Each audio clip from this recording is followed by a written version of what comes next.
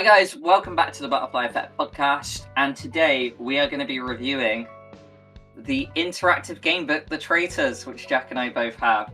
So yeah, this is the first ever for the channel. We are doing a book review. For those who don't know us, we typically review choice-based games, amongst a few other things. But we've never done a book review before, Jack. But we thought we couldn't pass the opportunity to cover this, because, well, firstly, we're both massive fans of the show. You, before me, you're the one who got me into it, to be honest, lad. So before we start, and in case there are loads of Traitors fans out there who find this video, do you just kind of want to tell us how you got into the show, what you like about it? I think I just stumbled across it a couple of years ago. And I think it was actually towards the end of a season, and I then found all of the other episodes on BBC iPlayer because they got released early doors. So I remember me and Laura just absolutely binged them, and then we got to the final episode when it was aired live on BBC One. So I was you know me, mate, I like the sort of Machiavellian characters, like when Game of Thrones and stuff. The fact that, you're being deceptive, it's a game about trust and stuff like that. So I was hooked from the get-go. I absolutely love it. And then I saw that they did this book, and I thought, you know what, it just perfectly blends with what we do on the channel, so why not do a book review? It's like I'm back at uni again. Yeah, for sure. Yeah, isn't it? Because for myself, I started on the British season 2, and I think I just finished it, and it was when I met with you earlier this year, you told me about this book. So I actually bought it on the train ride up. Actually, yeah, it was when I was mid-watching season 2. Now, this book, as we'll come to learn, it's heavily based off the first British series. But yeah, so I ended up finishing the book, then finishing season 1, needing another fix, so I binged all the American shows, and I am currently halfway through the Australian season 1. So yeah, and as good and bad as that show is, we don't talk about the Australia one. But yeah, no, it's still very, I absolutely love this show. It's my kind of game. My friend group back at home, we're a massive sort of board game group, and we often play that game Werewolf, Mafia, whatever you want to call it. And the Traitors, for those who don't know, we're going to explain kind of the loose terms of how the show works. Is you have 22 people, and it's essentially a giant game of werewolf. 22 people go into a castle. 3 to 4 will be named as traitors, and every night the traitors murder one of the others, which is called a faithful. And the faithful get a chance. Every day they'll get a round table, and they get to banish someone, but they may banish a traitor, they may also banish one of their own faithfuls. So it's very much like a game where you have to look at where people are voting, how people are behaving in the castle, who's trying to sway who.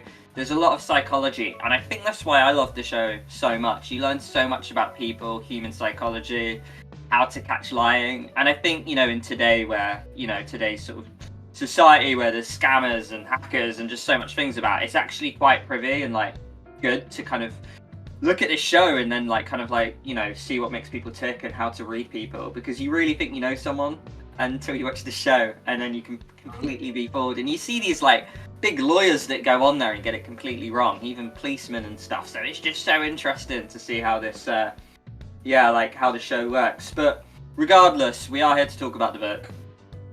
So Jack, just give us your early impression. Did you enjoy playing the game, mate? I did, yes, because I've got to say, when growing up, I did have here and there a few of those choose your own adventure books, and they weren't very sophisticated. It might be that there's just a couple of lines. It'll be you went onto an island. Do you want to go over here by the pier, or do you want to go over there? Do you know what I mean? It wasn't that sophisticated. But I've got to say, with this book, and by the way, this video isn't sponsored, but I love this book. I love holding it. But the good thing with this book, and you know what, fuck it, we'll throw in this as well. We've got Traitors merch all over the place, guys. With this book, it almost builds a narrative for you as well. So you don't just get a couple of lines. There really will be world building in here. So even if you talk about the very start, there's this the sun's beating down on a Scottish castle in the middle of nowhere, and you've got all these characters outside, and you really are, because obviously you're playing as yourself, but you're hearing your thoughts, and you're also sort of looking at everybody else. And I honestly loved it, like from start to finish. The sort of the thinking, like what's their motivation? Why did they say that? You're second guessing yourself quite a lot, and just to, you know, I know we're gonna get into like a spoiler territory later on, but I'll just say right off the bat that I didn't make it all the way through unscathed. I did actually. I think I got banished the first time. I think I got banished twice actually, and I definitely failed it twice before I ultimately went on to win the game. But yeah, mate, what do you think about it?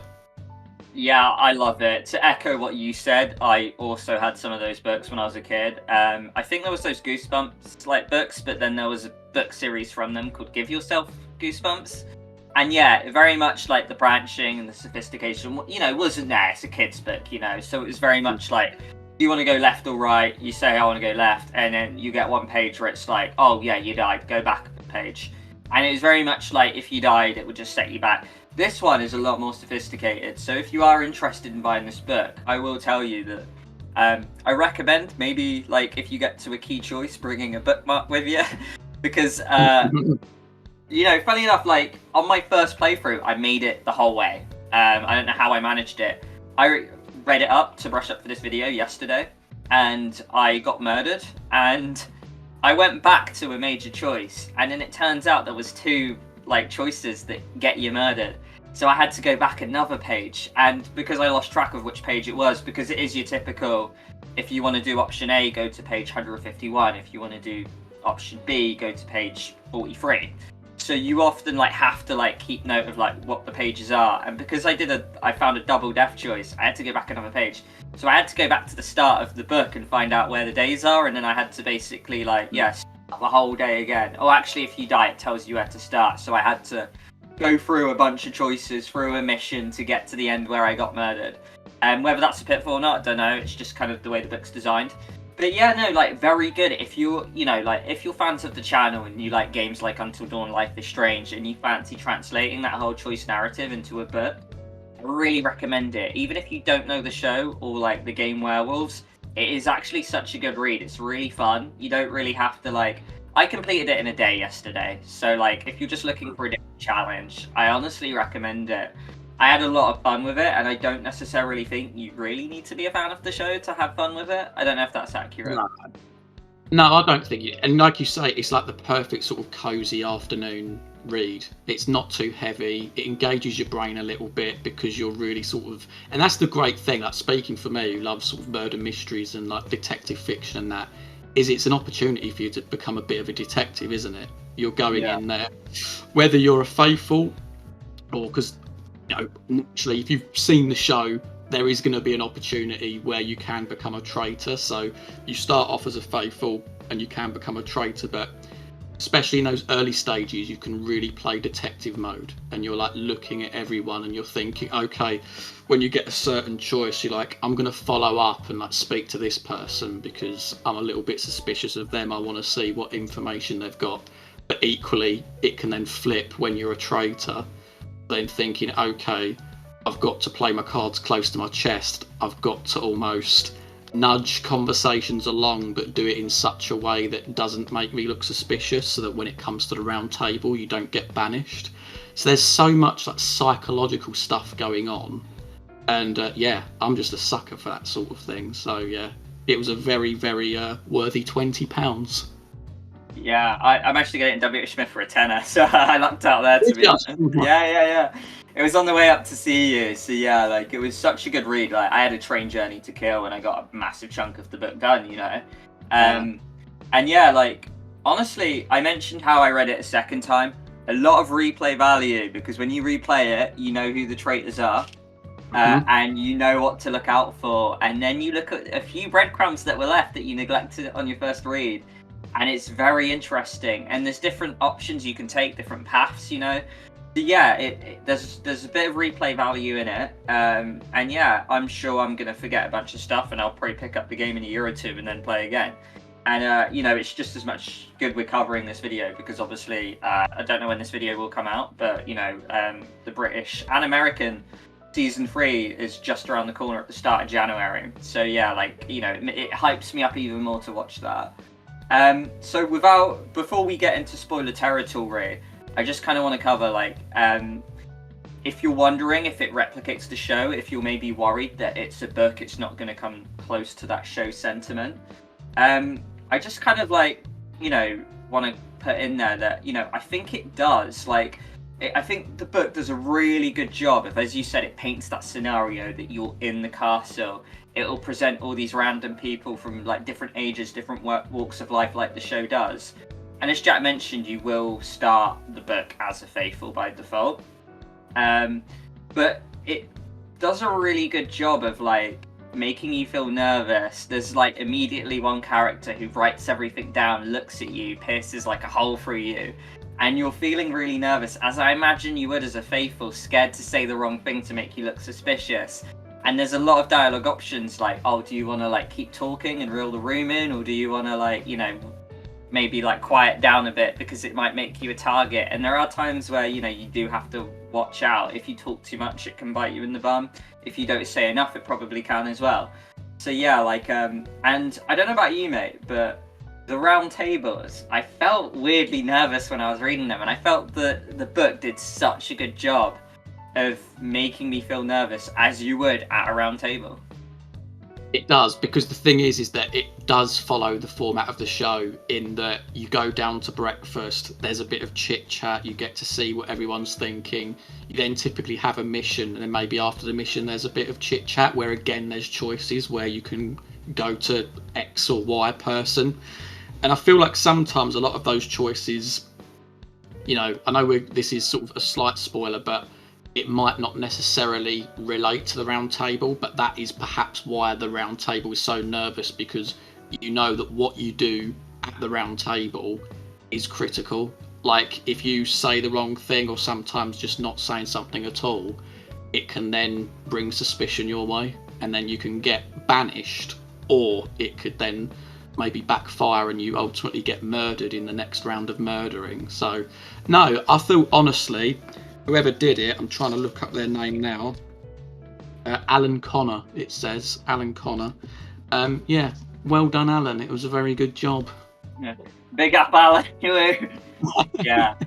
And what's really cool about it as well at the round table, you might be right. You might strongly suspect someone's a traitor, but just like the show, there's a bit of a popularity contest in there where you almost have to win the room over, and you can't just go after someone who's popular because everyone might turn on you. Often with the game show and the book as well, which follows it very well, it's not about being right, it's about how you kind of get the room to trust you and when you pull the trigger. And I feel the book captures that very flipping well, to be honest. The round tables, it got down well to a T. You can go after someone who you think is a traitor, but if you do it wrong, you can get murdered or banished, so yeah, the book does that tremendously well. I want to speak a little bit about another element of the show, which is the missions. So in the show, you get these missions because everyone is building up a prize part, because the ultimate goal is to win the money at the end. Another big part about the game I forgot to mention, if it wasn't obvious if you haven't played Werewolf already, is that the faithfuls take home the money, but if there's a traitor still in the final few, they take all the money. So you really want to weed out those traitors. And the missions are a big part of building up the prize pot. Now, there are missions in the book as well, but whether it's the pitfall of the book, it probably is in my eyes. They're very much built as party games, aren't they? So you can't, if you're solo reading, which is honestly the only way I choose to read books. I know there probably will be a group out there that want to play the game through the book together. But I don't know, it doesn't really correlate for me that you'll read as a singular person, where it refers to you as just you, just to go through the days doing your choices, and then to suddenly play a party game with a bunch of people, whether it's for a mission or just a card game you're doing in the castle to kill time. So I found myself skipping over all the missions. So there's a bunch of pages that I just blasted through. I did read some of them, and there were some that I could kind of have a crack at. They're still a little on the weak side. I don't know how the book could have got around it, but I personally would have preferred something maybe where someone says something and you can still gauge a bit more psychology and suspecting who the traitors are within the missions instead of just throwing us some party games. So it's the one pitfall I have with the book. Not that it's a bad thing, it just didn't land with me as a person. I just wanted to ask Jack, did you have the same sentiment that I did? Yeah. Because you're absolutely right. Like, why would you necessarily read a book with other people? I'm the exact same. And I get the idea. It's that ultimately, like, maybe you want to take a break from the book, and then you get people together to do the missions, and it is an interactive experience. So they perhaps want you to physically play the game so that you feel like you're the character in the book. Yeah, there just wasn't other people that you would naturally want to bring in to do what the book says. So no, it was the same with me. But I know there was one particular mission where it did take you to other pages in the book. I don't think that the outcome matters either way. It might be that you get to a page and it says, oh no, you're wrong, you need to go back to the game, and then basically until you get it right. So it's there for people if they want to play it, but you can equally go through this book solo and you won't have a problem with it. Another thing, while we're talking about that ties to the show and stuff, it's pretty neat as well. There's a little nugget in there for fans of like season 1 of the British Traitors, because at the start of the book there's a foreword by Amanda, who was obviously like one of the people on the show. And it just basically sets up the premise for you perfectly as to like how you think you would play the game. Whether, when you're a traitor, are you going to necessarily be quite out there, or are you going to be more reserved?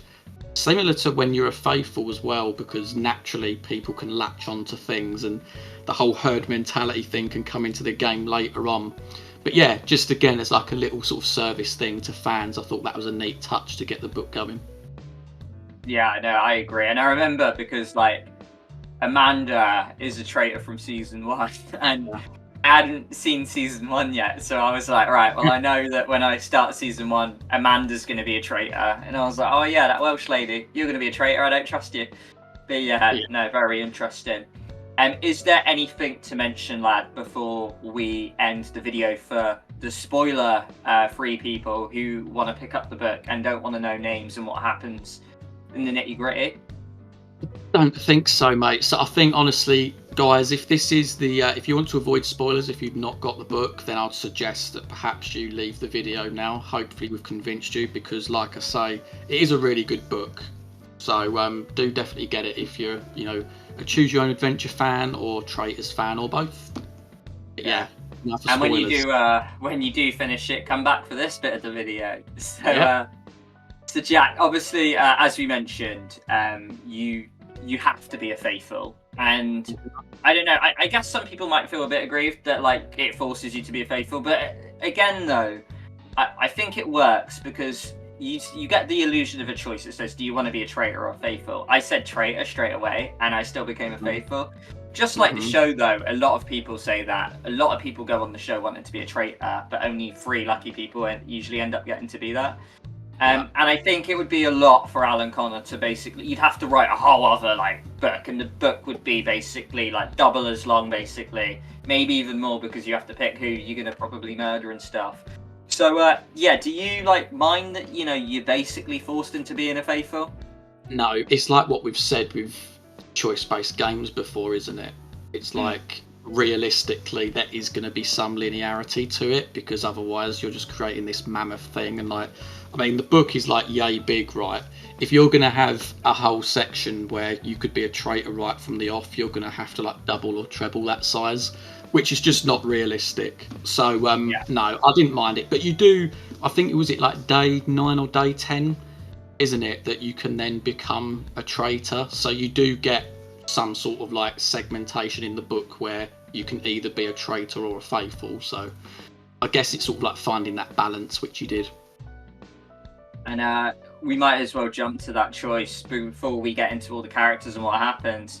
When the choice was presented to you, Jack, did you want to remain faithful or become a traitor? No chance. I wanted to become a traitor, because I mean, again, for these, for those of you that don't know the show or sort of how it works and stuff, when you're the traitors, you essentially have control. You sort of know what's going on in the game. You can like manipulate the events of the game.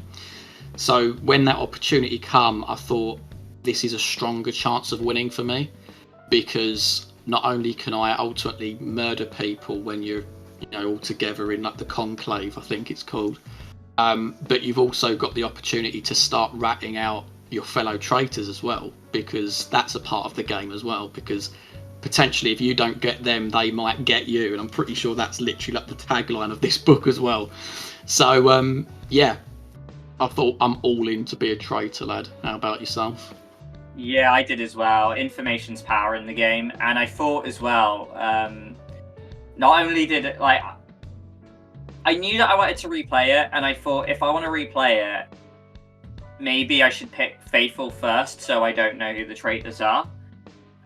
Because I imagine if you're a traitor, you know everything. It probably destroys replay value, which I can confirm it doesn't. There is still a lot to gauge out of it by being Faithful second run. But I think I was so instrumental in getting 2 or 3 traitors out beforehand that I was like, no one's going to suspect me. I've basically been the traitor hunter. If anything, I'm going to get murdered soon. And I think now is the right time to, switch my allegiance, because I was like, if I remain faithful, I'm going to get killed. So I just wanted the information. I wanted the power. I went so gung-ho trying to get the first few traitors out that I had no idea who the last 1 or 2 really were, to be honest. So yeah, I just wanted that information. So yeah, I chose to be a traitor. I guess we'll go into that moment. Did you at any point suspect any of the traitors? Because I think in total, minus yourself, there are 4 of them, right? So we have Rakea, Nina, Eddie, Tim, and River. By the time you get to becoming a traitor, it's just him and River, isn't it? But did you suspect any of those 5 at any point? Him straight off the bat, because I mean, it was just the way it was worded. Like, the guy was so likable, charismatic. He was like the uncle figure that everybody liked, that had a twinkle in his eye. And I was just thinking, even from Traitors season 2, there was some characters in there, like Paul, for example. Like, as soon as you become that mold, you're completely likable. You're therefore, for me at least, likely to be a traitor, because you just give off an air of confidence.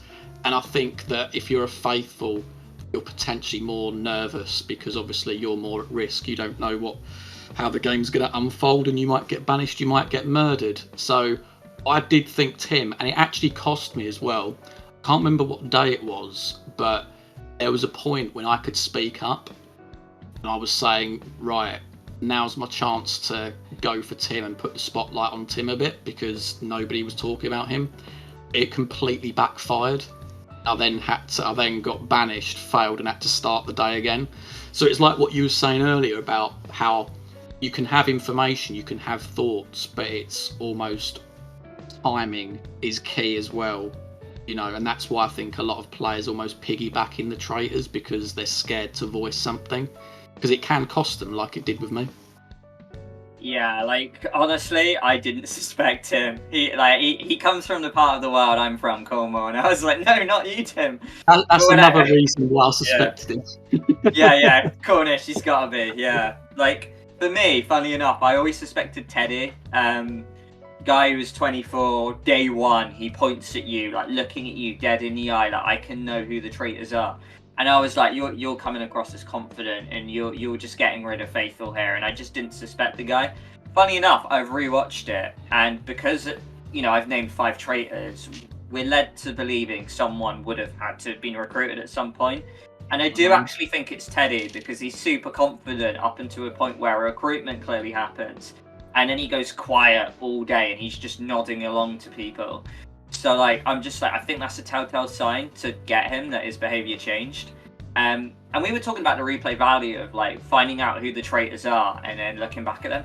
And it's so interesting to see how River and especially Rakea act around everyone. And it's so true, because we mentioned it the other day that Rakea is this girl who cries a lot when people don't come back to the breakfast table after a murder. And then, at one point, she's just stonewall at a very opportune moment. And I just completely looked over that on my first one. And it's so interesting to, see it and get her gone. So yeah, no, I found that. River's just like your typical kind of like, she's stonewall, middle of the road the whole time. And it wasn't like until my second read where like I decided to remain faithful that she looks at you very stonewall and then she starts actually floundering. If you're on her side, because on my blind play, it was me and River till the end, and then because I actually suspected Gabriel for a big time. Like from the start of the book, I was like, this Gabriel guy is too nice. There's just like, the book's not giving me much other than he's nice, and I'm like, I don't trust him. And then he's the faithful that gets right to the end, and then as I got him out as a traitor, and I was like, oh, I'm so sorry, Gabriel lad. But yeah, like River, really good character to have. But yeah, like, so no, just really interesting to read back and see the traitor's behavior and how it was breadcrumbed. And you're probably going to miss a lot of this on your first read. You know what? You mentioned Gabriel. I know this isn't the greatest logic, but the only reason I trusted Gabriel is because on the back it says, "Can you trust Gabriel, therapist who has surprisingly little sympathy for his fellow contestants?" So immediately I thought the guy's innocent because they're throwing a red herring. Yeah. I was always sound of him. Teddy got me, and I think you are right that Teddy must have been a recruitment because he was so matter of fact at the start, wasn't he? Like looking at you, putting you under pressure, that he would have made the perfect fall guy if they were to recruit someone. So maybe like after Rodea went, they got Teddy in, is what I assume. I think so, yeah. And it's really interesting. It doesn't, no. And like maybe I wish it did, because another thing as well, when you end the book and you win, it just says you won, and there's no sort of like, oh yeah, you go away and spend your money. I get it, like wants to apply it to you, so it does end it quite suddenly, but there's no explanation of like, oh, this is who got recruited when. So the show often does this other thing, lad, that has happened every sort of like, well, British season anyway, because the American gets celebrities on there who know each other anyway. But the British version does this thing where often you'll get two people who know each other and keep it a secret when they go in. So in season 1 we have a boyfriend girlfriend. Season 2 we have a mother and son. This game throws up a similar trope. So we have a grandma and a grandchild. You know what, mate? I'm just gonna outright say it. I think it's Deb, the grandma, and Nina. I had no idea Nina was a traitor. I kind of put the book away on my first read and was like, oh, so the traitors were River, Teddy, Tim, and Rakea. And then I read the book and it was like, oh, you banished Nina. She says I'm a traitor. I was like, wait, what? There's another one? And then I'm like, okay, so the book must have started with 4 traitors then, a little bit like season 2 did with putting Miles in there. But I was just like so thrown off by that. But also, again, if you are a fan of the show, pretty cool, right, that they threw that family dynamic in there again. Yeah, to be honest, I mean, because the thing is, it almost mirrors season 1, doesn't it? Whereby the two characters, the guilt overcomes them and they're like, we've got to tell you something, we're boyfriend and girlfriend. Speaking for myself, there is no chance that I'd be giving away that information. Like, we've said this before, haven't we, mate? Like, if we were to go on the show, there is no way that we would be saying, oh yeah, we know one another. Because straight away, people will latch on to the whole fact. And it's the same with the book. They'll say, oh, if they're lying about that, they could be lying about something else, and you're just an easy fool guy. Like a banishment, or even a murder. So, you know, they do it in this book, and it was almost like as soon as Nina got voted out, you're thinking, well, it'd be very surprising if Deb was like to get to the end here. So, but yeah, it's cool though. It's really good when they do like little things of like that, little nods to the show. For sure. Another thing it does as well is like before you even get into the cast, so it does that question that Claudia asked the very first cast in season 1. How confident are you? Stand on this side if you're very, stand this side if you're not very. Now, I hadn't watched season 1 at this point, so I just went along with it, and I said, oh, I'm just going to say I'm low on confidence, play dumb. And it was like, okay, yeah, cool. For those who said you're confident, you're out. And then I watched the show, and it's the 2 that stood on least confident that actually got booted from the show. Amos and Kieran. Now, in the book, we have 2 characters, Ruby and Precious. No, so we get 2 late additions. So firstly, I just want to say that I gave this to my brother for Christmas, and he stood on the wrong side, instantly got banished. But if that happens, you don't get brought back in the game like Ruby and Precious do. So it's just super interesting that you can actually die on the first hurdle, which is just so funny. Yeah, I love them. Yeah, it's pretty cool, isn't it? But you were just saying, weren't you, before? Do you think Ruby and Precious come into the game a little late? For me, yeah. Because I'm pretty sure at this point it's on the precipice of like the choice where you can either become a faithful or a traitor, that they come back in the game. And in the show, there is no way that, at least correct me if I'm wrong, but I'm pretty sure the people that then come back into the game, so was it Amos and Kieran, did you say? That they came in earlier than that. Because I mean, it is an interesting thing, because you then have two people come into the game, they don't know anything, and you've then got this whole situation of, have they been brought in as a traitor? Presumed they're both faithful. In terms of the book, it was odd because they both come in and then it was like, you've got pretty much one day left. You've got your mission, and then it's like the final day tomorrow. So yeah, I did think that they needed to be brought in perhaps a day or two earlier. Yeah, I think so too. And also, like, I'm just gonna say it, like, the traitors like murder completely the wrong one at the wrong time, and it's like, what you do? Like, a lot of the, we're such fans of the show, we look at what would be the tactical murder here, and they often like completely bottle it. But telling aside though, but lad, the other thing I wanted to mention to you as well is we mentioned how like the missions are potentially a bit of a letdown. I just want to briefly talk about another big aspect of the show which we yet to talk about, which is the shields. So the shields are, very important in the British and American shows. I'm not even going to touch on how they work on the Australian shows because it's abysmal. But, obviously they'll be interwoven in the missions where you can get a shield and it gives you a chance at escaping murder. Now, a big aspect as well of the show is that people often hide if they have a shield or not to potentially block a murder from happening.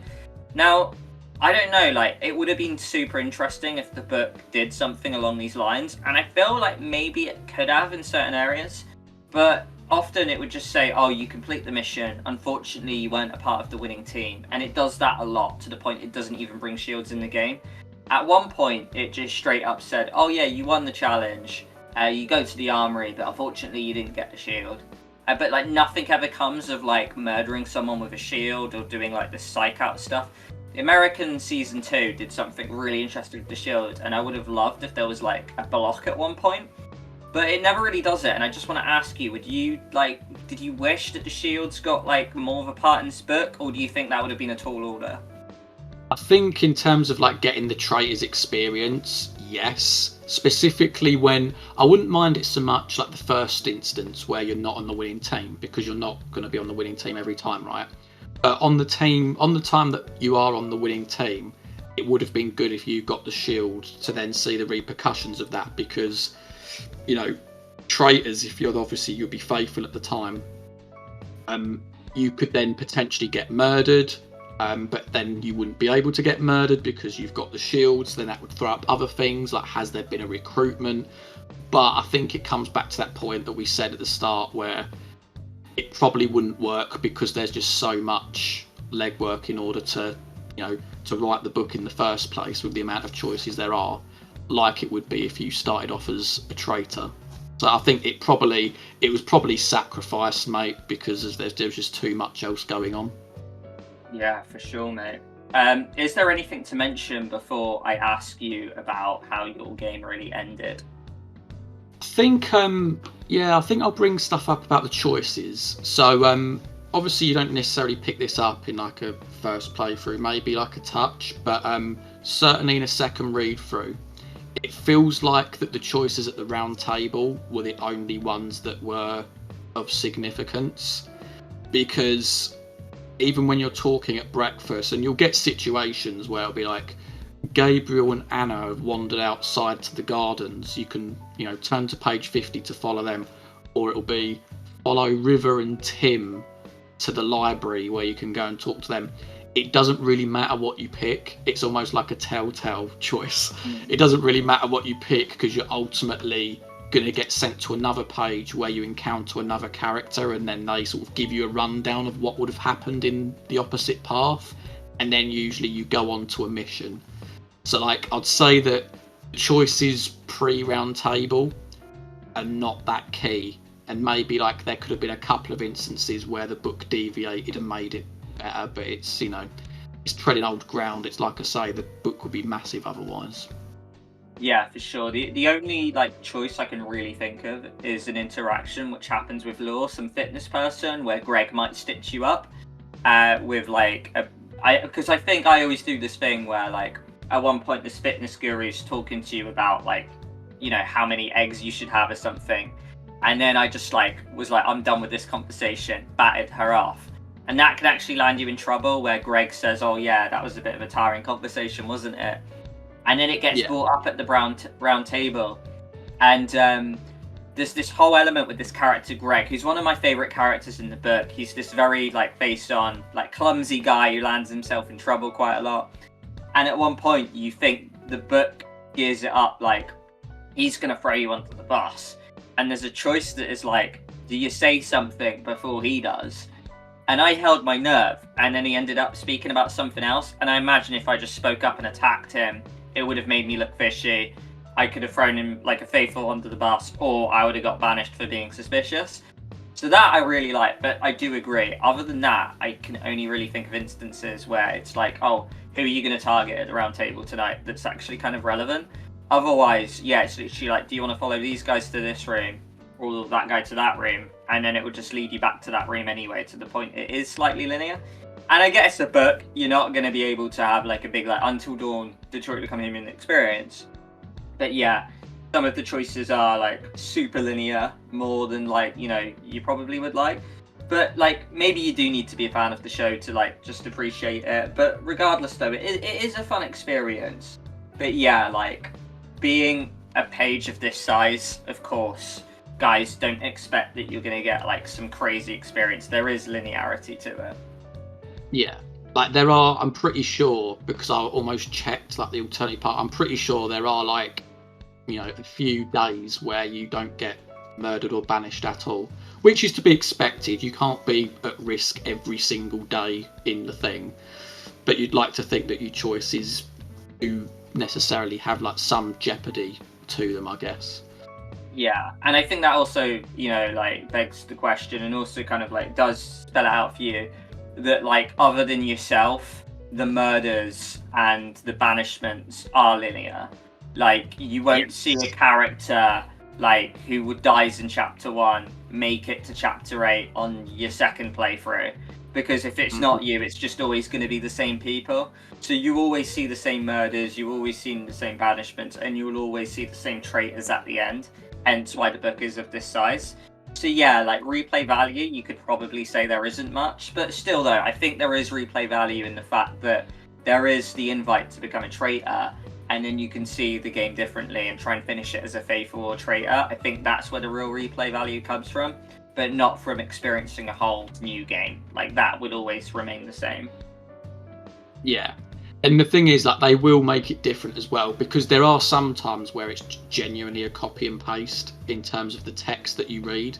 But if you look at the path of being a faithful and the path as being a traitor, although you'd still get the same banishments, you will still get small moments where you're in your character's head and you're thinking, oh, I don't know how I should play this, you know, depending on which you are, a faithful or a traitor. So it's not like, you know, you've picked one route versus the other. It doesn't really matter because you've got the same thing. It's just that there are like little nuggets in there to sort of keep you satisfied. Yeah, for sure. So I think we'll probably wrap up now. I'm pretty much like good speaking. I think we've done a thorough review of the book there. I've mentioned already that like on my blind playthrough, I managed to make it as a traitor. I ended it with me and River because I was like, well, it's 2v1 here. Like I can do this basically. So I had to split the pot at the end. I think you can go all the way and then throw River under the bus and then be the solo winner. But I was like, yeah, River's been good as gold to me. I actually decided to split the pot with her. But yeah, and on my second playthrough, I actually died because I did the wrong thing on the first round table where Teddy confronted me. there's this moment where he's like, "Oh, I reckon you're a traitor," but like I like did this thing where I like did it. I pursed my lips and tried to like not hide something, or I snorted out and laughed or something, and then it always lands you in trouble when you get murdered that night by default. And I was like, "How's that happened?" But I just wanted to ask, how did your blind play go, and maybe any other like next replays you've done? So blind playthrough, I know I failed twice, but I can't remember one of them. So one of them I already mentioned was that I went for Tim, and even though I was right because Tim was a traitor, everyone at the time just went against me and banished me. And I'm pretty sure the other time was a banishment too. But then when I went on to, play it again, become the traitor, I then went through and sold, threw River under the bus, so I become like a solo winner. As for when I played it again as a faithful, I'm pretty sure. Oh, was it? No, I got banished. Yeah, I got banished because, and this happens a couple of times in the game actually, where it's pretty difficult, and it is impressive, mate, that you did it all in one on your blind playthrough, because there is actually instances where you've got a 1 in 3 shot to get to the next day. Because in the faithful run, but it happens in the traitor run as well, you get a situation where it's like, who do you go for? Is it Ruby, Gabriel, or Greg, I think? And I think the right answer was Greg. Yeah, I did it because I was like, he's floundering, I've got to go for Greg here. So does that mean that if I didn't go for Greg, I would have got banished? Yeah, you lose. You lose wow. like both ways. If you go for Ruby or if you go for Gabriel, everyone's like, "Oh, you've suddenly got aggressive. What's got into you?" And then they manipulate that into banishing you. So you literally have to pick Greg. Oh wow! I mean, for me, I was like, it's River's the traitor, right? But she wasn't an option, and I was like, River is clear, and like Gabriel, like they're faithful, but Gabriel, like Greg's the one that's floundering. I have to get rid of him. And on the other one, on the traitor side, where it's Teddy, Tim, and Anna, I think her name was. Yeah, I just went for Teddy blind. I was like, yeah, this guy, I've always suspected him. I obviously didn't notice that, he's recruited and his behavior changed, but I went for Teddy and I just went straight to next round. I didn't realise that the other 2 options ended in banishment. So yeah, pretty darn lucky, I'm not going to lie. Yeah. Very well then. But guys, once again, we'll flounder the book in your face. That is the Traitors book. So yeah, let us know if you're gonna buy it. Let us know if you have read it and maybe how your blind playthrough went. And honestly, if you're a fan of the show, just let us know. Maybe join our Discord and chat to us below, because I could speak, for England about it. And yeah, if you are new to this channel and maybe you're joining to like watch Traitors season 3, just subscribe, guys. We do a lot of stuff like this that you might find something you enjoy. But we look forward to chatting to you about the book or likewise games. Anything else to mention, Jack? No, that's it from me. Okay, well that was our first ever book review. We'll see you guys in the next one. You take care. Catch you later.